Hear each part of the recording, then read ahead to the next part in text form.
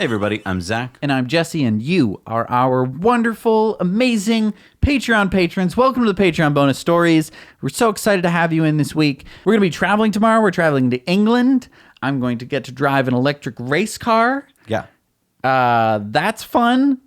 So You do know that you have the best father in the world, because Yes. I got the email and I could have just quietly signed the document and been like, oh, sorry, I'm the only one signed to get in the car. Sorry, Jesse. Yeah. But I gave that up. Yeah. For well, you. I mean, you did get to go on the Roadster. Yeah, so we're going to I be think even it's when we get back? pretty Will I even. stop hearing about it when we get back? Well, it depends on how badly I absolutely destroy Rich at racing. Wait, yeah, that's right. We're going with Rich from Rich Rebuilds to England. And I'm going to destroy him. They at may not racing. let you go head to head. I don't know. I mean, I don't Doesn't even know if they're time going to... trial, whatever. I don't know if they're going to let you, like, how fast they're going to let you drive. Don't get your hopes It's a up. race course. Okay, but don't get your hopes up. We're talking about Silverstone here. This is UK's premier raceway. I don't know if they're going to let an untrained driver... Untrained. Now, I know you have years... I have been driving virtually for years. Okay, I don't know if they're going to allow a virtually untrained driver to... I'm not virtually untrained. That's not what it is. Okay, I don't know if they're going to allow a virtually trained driver to Thank you. compete. But anyway, yes, we're going to go off there. And if it weren't for you guys, we wouldn't be able to do this No. because there's expenses to doing this. Yes. But we think it's important because RoboRace is the newest, latest technology in autonomously driven cars. If you can drive a car at 200 kilometers an hour down a race course against other cars, then you can do it anywhere, I assume. I mean, other than maybe New York. Thank you. I know. And I've driven in New York too. So I'm talking about autonomous cars. anyway, Let's get on with this. Oh, and just one thing I want to remind you guys about: if you're a patron right now and you're watching and you're like, I don't know anything else about Patreon. I just went on here to get the Patreon bonus stories. There are other perks that you can join at. When we get to England, if you guys, any of you patrons, are near London, we're going to be staying in London for this trip. So if you're watching this on Monday, we'll already be there. Just probably jet lagged and in a horrible mood, getting there late that night. But we will be there till Friday. So we're going to try and set up a meet and greet sometime during the week. I'll be on the lookout on Patreon for that because that will be a Patreon special meetup. So just in case just you're keep watching your Patreon. in London and you're Yeah, around. we can't wait to meet you guys. So let's get on with the show here. This is Greta's speech at the UN. And if you haven't seen it yet, you must see it. It is super powerful. My message is that we'll be watching you.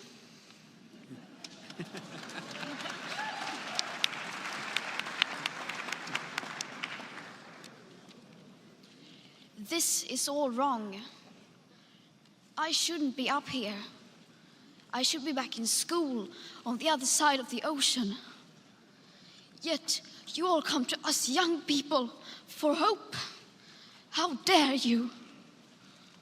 You have stolen my dreams and my childhood with your empty words, and yet I'm one of the lucky ones.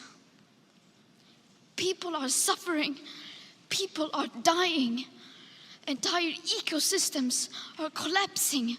We are in the beginning of a mass extinction, and all you can talk about is money and fairy tales of eternal economic growth. How dare you?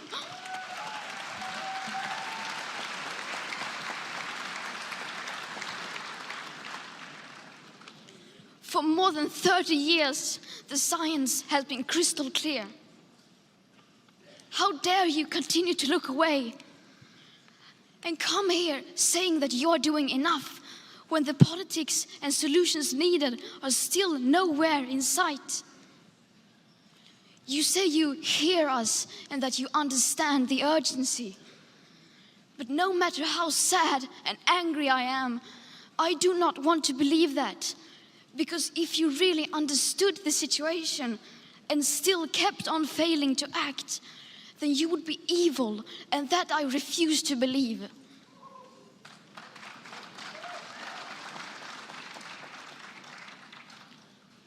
The popular idea of cutting our emissions in half in 10 years only gives us a 50% chance of staying below 1.5 degrees and the risk of setting off irreversible chain reactions beyond human control. 50% may be acceptable to you, but those numbers do not include tipping points, most feedback loops, additional warming hidden by toxic air pollution or the aspects of equity and climate justice. They also rely on my generation sucking hundreds of billions of tons of your CO2 out of the air with technologies that barely exist.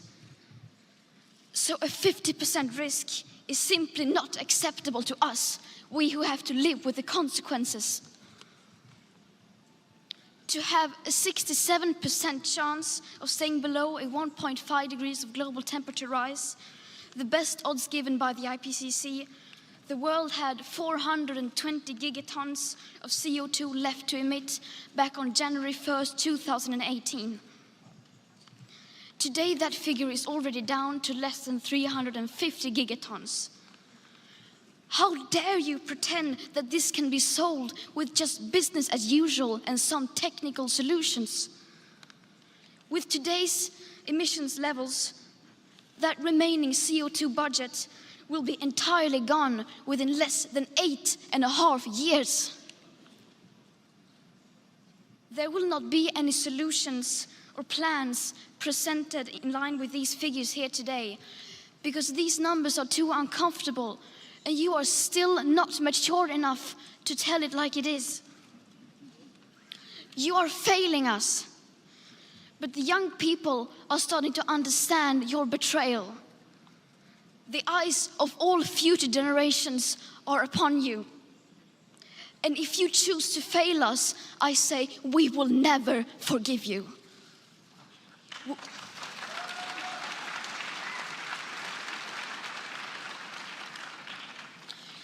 We will not let you get away with this. Right here, right now, is where we draw the line. The world is waking up, and change is coming whether you like it or not. Thank you. Now, there's a lot of haters out there, and a lot of people were like, yeah, our father's a speechwriter, and she just delivered his speech for him.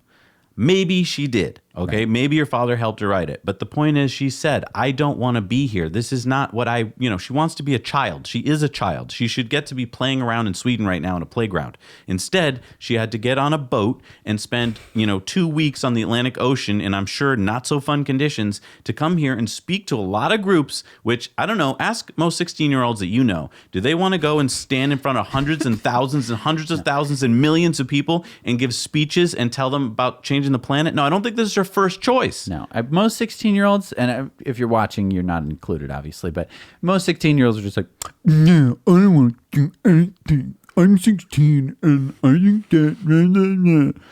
Right, and to this point, let's check out the Greta Thunberg helpline. Hi, I'm a middle-aged man with an embarrassing problem. I get irrationally angry at a Swedish girl who wants to save the planet. Luckily, there's now a number I can call. Hello, you've called the Greta Thunberg helpline. If you're a grown adult who needs to yell at a child for some reason, the Greta Thunberg helpline is here to tolerate you.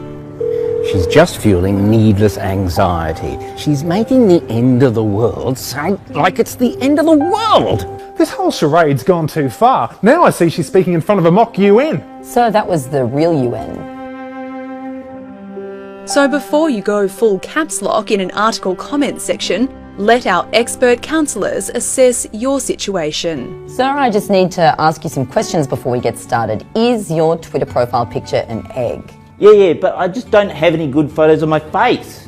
We'll listen, no matter how ridiculous you sound. Well, if she really is such a nice, sweet, caring Swedish girl, how come she can't help me assemble my Billy bookcase? Yeah, but if she's so concerned about renewable energy, how come she doesn't wear one of those baseball caps with the solar panels and the fan on the front? They said this Ladybird film was a comedy. Well, I didn't laugh once. Sir, I think you're after the Greta Gerwig helpline. 99% on Rotten Tomatoes. 99%. I'll patch you through. It's okay. We understand that children acting like adults can make adults act like children. I think if I'm honest, I'm just jealous that she got a free cruise to America. Oh, so she actually sailed there herself. Well, I don't know why she gets to fist bump Obama when I've never gotten to. Have you considered launching your own significant global movement? But it's so much easier to shit on someone else's. We shouldn't be listening to a child. We should be listening to an expert. Oh, right. Well, do you want me to put you through to an expert? Hello? The Greta Thunberg helpline, because when it comes to climate change, we all know she's the real problem. Yeah, I don't know where these, like, there are some really wackadoodle conspiracy theories about Greta Thunberg that, like, are just absolutely wild. And the people who are like, I can't believe that they're using a child to promote their agenda. It's like, okay, you really think that this is the worst thing in the world? You really don't think that the oil companies who are ruining thousands and millions of children's lives that are going to be happening in the future, you don't care about that. You just care, I'm clutching my pearls about this. You do realize that this is cognitive dissonance. Right. This has been manipulated. A group of very powerful people in the world get together to spin anything that they want to fight. And so they come up with things that resonate well with people. They resonate things like you saw in that video that make most people go, oh yeah, I can jump on that boat. I don't want to hear this negative stuff. So that sounds good. I think I'll spit that back out. Right. And that's how humans work. Most of us don't even know how our brains work. So when we hear some negative information, we just immediately want to get it out of our head. Right. And yeah, I don't want to face this crappy information either. I wish she'd go away too and just bring the whole climate thing with her. Right. Go back to Sweden, Greta. Stop telling us about this negative information I didn't want to hear. And that's the thing that we're all running into. And, if you watch the show and you're watching, especially the Patreon bonus story, you probably run into all the times that people just don't want to hear it. They would much rather regurgitate some knowledge that they heard from somewhere else. And guess where that knowledge came from? Most likely. It either came from someone who is not very smart, or it came from someone who's very smart, wants you to think the wrong thing so that they can continue to make lots of money by selling oil, coal, gas, whatever it is that's trying to screw up the environment. And here's the thing, Greta doesn't come up with her own numbers. She's not her own scientific institute who's like, well, I researched this thing. She's telling you about what other scientists in the world have come up with, scientists that the UN backs. Right. Okay, so and we're it's talking. It's not like there's 12 scientists that are like, this climate change stuff's really bad, guys. It's all the scientists. Right. Okay, there are very few scientists who don't believe in climate change, and when they do, people send me things like, "Oh, you don't understand. The plants are going to love all the CO2, and they're gonna, it's going to flourish. The Earth is going to flourish." Don't you think that Justin and I would love it if one day a comment down there was pointing to some scientific article that was like, "Guess what? You've all got it wrong," and we read it and we're like, "Oh my God, we all got it wrong." Right. We've read all of these arguments, and they're all debunked. We're just seeing them all again. There's only like 3 of them. Right. One is that it doesn't. That's not true. The sun is doing it, and it has nothing to do with us. Also, the Earth is heated up before. Right. Yeah, except we weren't on it. Yeah, and guess what happened when the Earth heated up before? All the species died. Right. The dinosaurs died because of climate change. It wasn't that the meteor came and hit every single one of them. Right. They didn't just live in one, 30 square mile area on the Earth. Right. It was because it changed the climate. And here's the other thing. Let's say that Greta and all the scientists are wrong, okay? Right. And that we do all of this stuff to get rid of oil and gas, and we were wrong. Well, we just created a way better Earth with sustainable energy that's clean for our lungs, that's clean for the planet. So it's not bad either way you look at it. Right. It's just, it would be one thing, right?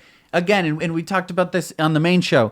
If we had to switch to something and it was like, oh, it's going to cause all this pollution and we're all going to get cancer, but we have to do it, otherwise we're going to die. No, we're literally, the things we have to switch to are like, we're going to get less cancer and we're going to get less mesothelioma and all sorts of terrible lung diseases from the pollution that we breathe in from the cars that we drive. Right. Like our kids' IQs are going to go up. Like, it's all positive. Like, I wouldn't be here backing this stuff if it was like, well, there's a dirty underside to this. Right. And the only dirty undersides we have are like cobalt, which right now is being mined in Africa. That's bad. Tesla is doing their best to try and eliminate as much cobalt from their batteries as possible. And that's just about it. Well, and I would love it if one day the people who are doing all the cobalt stuff would start pointing the equal finger at what the oil companies are doing. Exactly. Because when they have a little problem, it's a big problem. Right. It's a war. Yeah. It's usually a war. It's usually like, well, I wonder why we're going to war with this country. It's like, oh, it's because they have oil. Exactly. That's usually the reason why. And it's just it's All so right. frustrating. I need something funny. Yes. This is pretty funny. So Yes. this tweet came out from Katya, and she said, "Can't stop laughing. Some creative people from Krasnodar rented a billboard in Hawthorne near the new SpaceX office to invite Elon to their business forum. The QR code leads to the funny music video invitation. Elon, you definitely should answer them to respect their creativity." And Elon did answer in Russian, but we'll show this first. Ну что, ответил? Нет. Я же говорила, песню надо делать. Давайте сюда текст. Переводчику отдадим. It's not so clear. We'll be waiting by the phone on a wing and a prayer. Only Tesla, only SpaceX, only Elon in our hearts. Звучит красиво.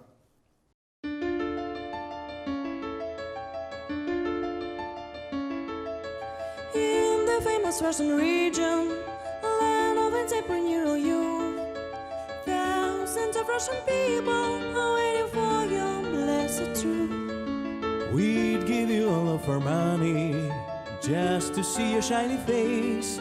Only Tesla, only SpaceX, only Elon in our hearts. Only Tesla, only SpaceX, only Elon in our hearts. We're dreaming all together.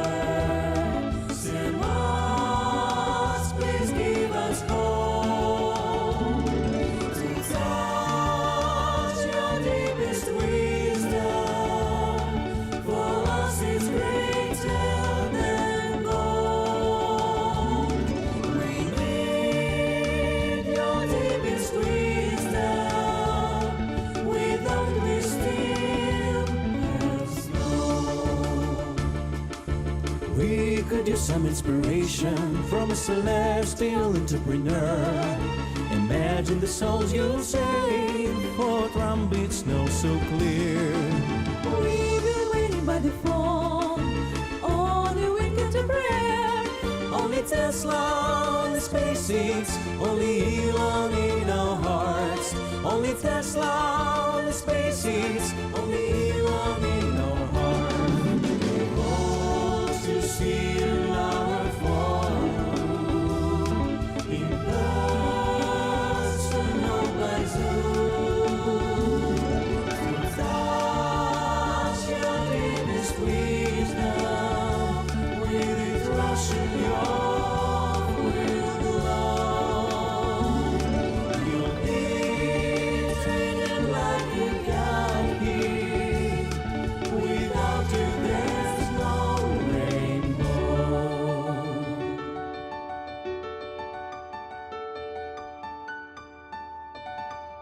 He responded with, "Well suspended language."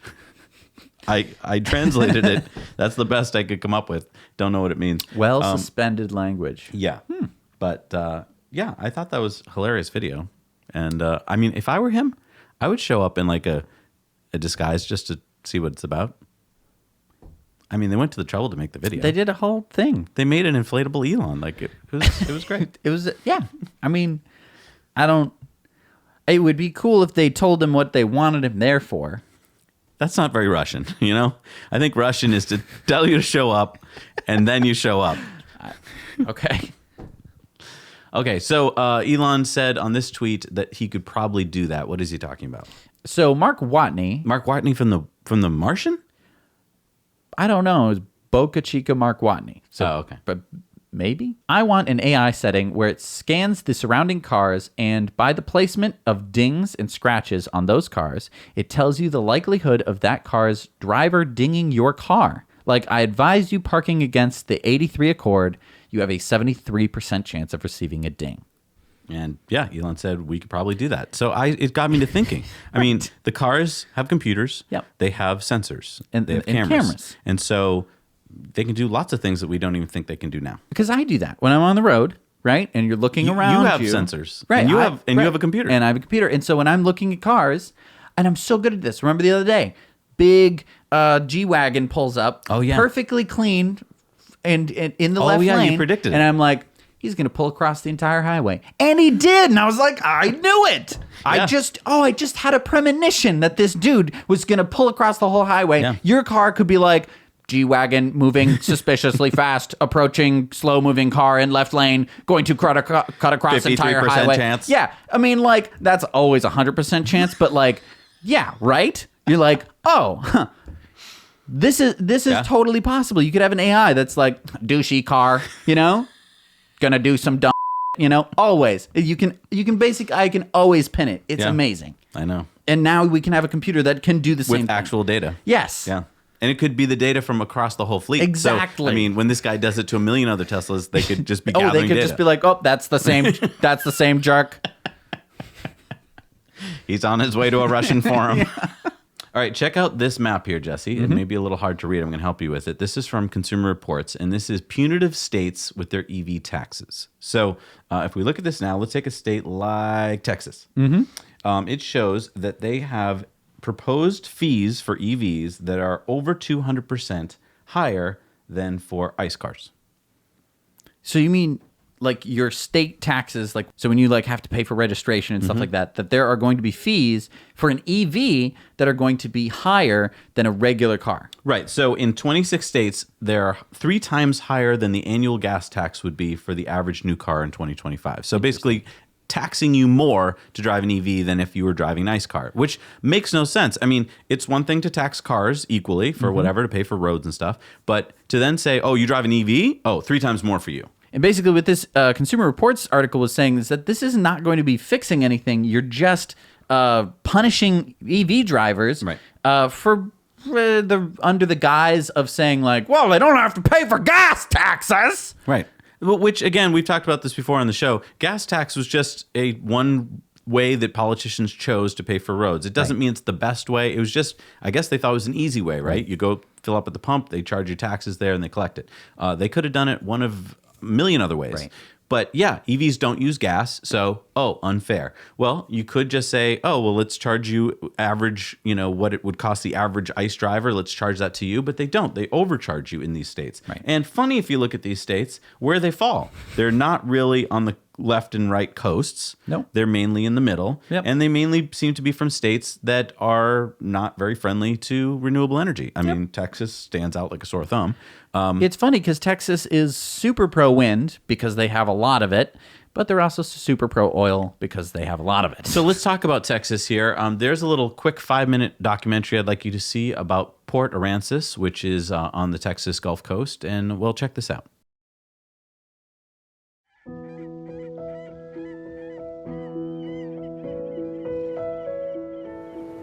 What's unique about the Texas coast is we're almost completely protected by a thin ribbon of barrier islands that protects our sheltered bay system. That's one of the most important places on Earth in terms of life and sustaining life.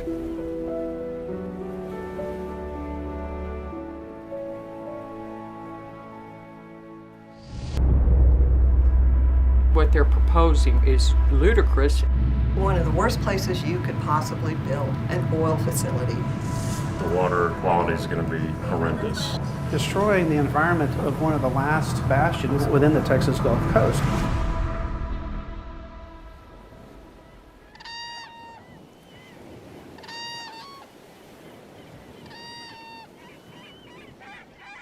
I'm Dr. Rick Kennan. Spent 36 and a half years as Director of Marine Education for the University of Texas Marine Science Institute here in Port Aransas. I've lived here in Port Aransas for 44 years. We raised 2 daughters here. So Port Aransas as a community is very near and dear to my heart.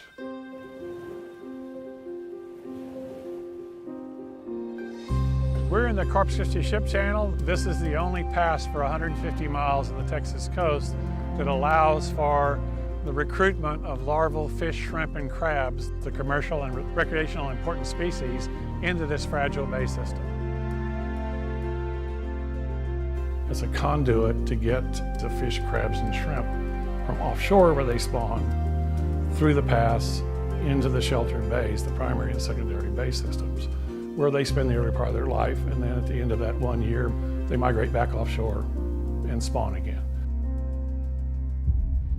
Port of Corpus Christi is proposing to dredge the channel at 75 feet to allow for very large crude carriers to come in and dock at Harbor Island, where they will build a tank farm and load oil for export. A VLCC is over 1,000 feet long. It's enormous. I think the potential adverse impacts of this are going to be just horrible. As you're dredging, you're stirring up a slurry of mud and silt and clay, and that causes a lot of suspended sediments in the water, which basically creates shade, and the seagrasses and the algae that are important in the bay system require light. And when they're shaded out, they die. And if they die, it takes off the entire ecosystem here.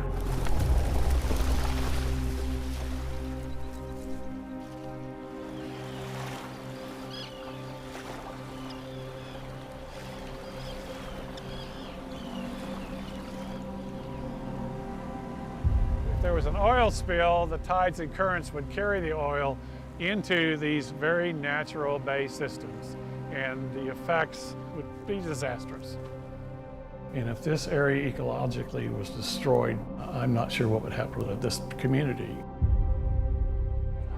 All of my friends and neighbors here in Port Aransas are opposed. There's just so much risk. Why take all this risk? This is the impact zone for a hurricane. We won't be able to undo what is done. I don't wonder if San Antonio knows what the plans are for their beach.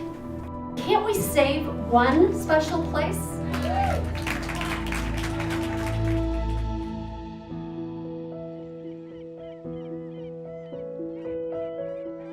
This town's been here for about 130 years. We've had a mix of light industry, oil tanks historically across the ship channel, but mostly it's ecotourism. And people come here because this is such an environmentally diverse and ecologically rich system.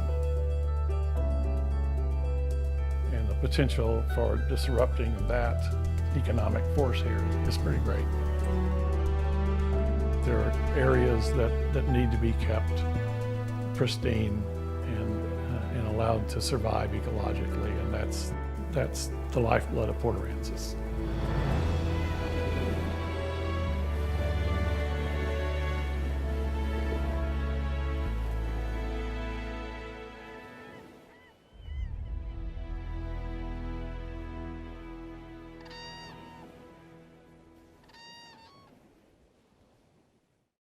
Yeah, so we're putting oil above the environment. Basically, we're saying, oh, it's super important to get these tankers in here so we can fill up with oil and ship it out. Then the environment, which if you do this, sounds like a good chance you're going to spoil it forever. Right. Like once you destroy those species, they're going to be gone. Right. And you know, if you're like, well, I only care about humans because I'm a human. Like, okay, it's going to screw up everyone's life who lives there. Right. I mean, as they pointed out in the documentary, the humans go there mainly because it's clean, pristine, and is full of wildlife, and that's what they want to be around. Right. Like, so you just ruined it for them. You ruined it for the fishermen and all those industries. Like, all for the oil industry. And why can't we stop it? Because, yeah, a bunch of people can show up at a town meeting, but then the oil companies in the background, they're like, here you go. Here's some money. Just shut up. Don't listen to those people. Right. Here's your money. Because those people that show up at those town meetings, they're not coming with bags full of money. They're coming with their vote and their feelings. They couldn't, even if they wanted to, even if they did bring bags and bags of money, they couldn't just hand it over because they're in a public space. Right. They would be like, well, that would be corruption. How dare you? You have to go to the back room like the oil companies do. Yeah, you can't be bringing in bags. You think this will change my decision at all? That's not how Texans talk, but that's basically the gist of it, right? They'll be like, this is corruption. I say, sir, get out of here with your bags of money. And later on, when they're meet me in the back alley, in the back room, they're going to be like, I gotta hand over some more of that dough, you know? And we just saw a similar story in Texas with SpaceX, where 15 households near SpaceX's launch site are upset because the launches are disrupting their houses, right? And SpaceX went over and said, okay, we'll buy your houses for 3 times the value. But that gets national news. Oh my God, the SpaceX is ruining the lives of 15 people, which I'm sorry for those 15 people. I am. But We're talking about an entire ecosystem here that an oil company gets to get in and just on, and it's like, who cares? Right. So we're going to put the link down in the description. Well, and there's no media coverage of this. The video you just saw, which came out like in March, I think like 100 people have seen it. Right. Like there's no one cares. We've shown it to more people on this show, which is like a smaller version of Tesla Time News, than saw it originally. So please share this video just around because, And now I know what you're saying. You're probably saying, well, I live in, Sweden or I live in, New Jersey. So who and I don't cares? care. Well, you should care because the oil companies are doing this wherever they can. Right. And if they can do it down there, it just bolsters everything. And also, you might want to go visit there someday. Yeah. And you might, this could it affects everything, right? God. Why does anyone think that this is a good idea? I know. You're getting let's show a movie trailer. That'll calm you down. Okay. Check this out. This is a cool movie trailer. See how the cars coming over the bridge and then the explosion in the background. I can't wait to see this movie. That's not a movie trailer. It's got to be. That's like CGI. No, that's real. That was a real explosion. That was an oil tanker. Kind of like the oil tankers that would potentially be pulling into the port that we were just looking at. What are you talking about? People must have gotten injured. What are you talking about? Oh, yeah. So this happened in the port of Ulsan in South Korea. It was a 25,000-ton oil tanker. Just exploded. The fire spread to another oil tanker docked nearby. 10 people were injured, 1 person critically injured. And then you have 2 exploded oil tankers sitting in your port, which I'm assuming the rest of the oil just leaks into the surrounding water. And great. Awesome. What? Yeah. 34,000 tons of oil just blows up? Just blew right up. What? Let me just go back to the last story. Yeah. What if this was in that port in Texas and it blew up? Yeah. Because they talk about that in the documentary. Yeah. They say if oil leaks here, it's going to kill all these species. Yeah, and then you probably and the fire could spread to the surrounding buildings and it's not like this doesn't happen. Oil leaks and explosions happen all the time. All the time. And what I think is amazing here is that the oil companies, of course, are going to be like, oh, we're going to take every precaution to make sure that it's safe.